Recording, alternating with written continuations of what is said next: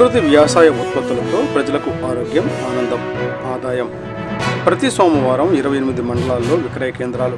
ప్రకృతి వ్యవసాయ పద్ధతుల్లో పండించిన ఆహార ఉత్పత్తులు ఆరోగ్యానికి మేలు చేయడమే కాకుండా రుచికరంగా కూడా ఉంటాయని పల్నాడు జిల్లా ప్రకృతి వ్యవసాయ జిల్లా ప్రాజెక్టు మేనేజర్ కె అమలకుమారి తెలిపారు.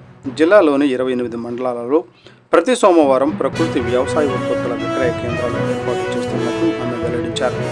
ప్రజా సమస్యల పరిష్కార వేదిక కార్యక్రమంలో ఏర్పాటు చేసిన ప్రకృతి వ్యవసాయ స్టాల్ను సందర్శించిన అమలకుమారి ప్రజలకు ఆరోగ్యకరమైన ఆహార ఉత్పత్తులు అందుబాటులో ఉండటం ఆనందదాయకమని పేర్కొన్నారు. ప్రకృతి వ్యవసాయ రైతులు రసాయన రహితంగా పండించిన ఉత్పత్తుల ద్వారానే ప్రజలకు నాణ్యమైన ఆహారం అందించగలరని ఆమె అన్నారు. స్టాల్లో ఆకుకూరలు, కూరగాయలు, పండ్లు, నాటు రకం బియ్యం, కందిపప్పు, పసుపు, కారం పొడి తదితర ఉత్పత్తులు విక్రయానికి ఉంచినట్లు వివరించారు.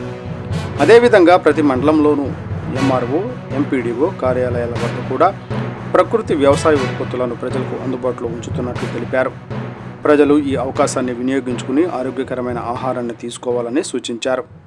రైతులు స్వచ్ఛందంగా ముందుకు వచ్చి స్టాల్స్ ఏర్పాటు చేసి ఆరోగ్యకరమైన ఉత్పత్తులను విక్రయించడం అభినందనీయమని, వారిని ప్రోత్సహించడం అవసరమని అమలకుమారి పేర్కొన్నారు.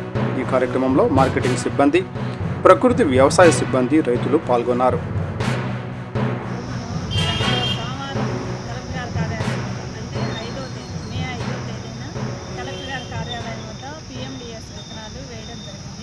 అంటే ప్రీ మాన్సూన్ డ్రై సోయింగ్ ఇవి మనం ప్రధాన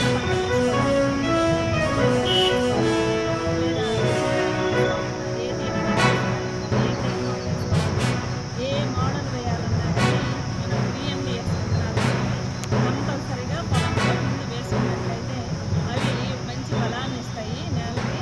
తర్వాత వేయబోయే పంటలకి రసాయనిక ఎరువులు వేయాల్సిన అవసరం లేకుండా పూర్తిగా నేల నుంచి అన్ని రకాల పోషకాలు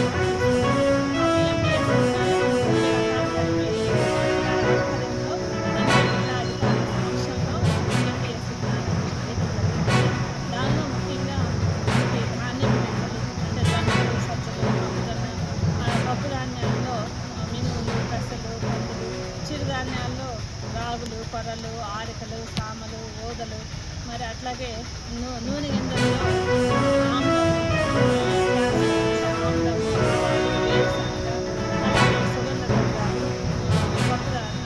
వీటితో పాటు జన్ము, జీడిగడ్డలు, పెసర, వీటితో పాటు ఆకుకూరలు, కూరగాయలు ఈ అన్ని విత్తనాలు కూడా కలిపి 30 రకాలు జీవ వైవిధ్యం అంటారు. బయోడైవర్సిటీ అనేది ఉంటుంది.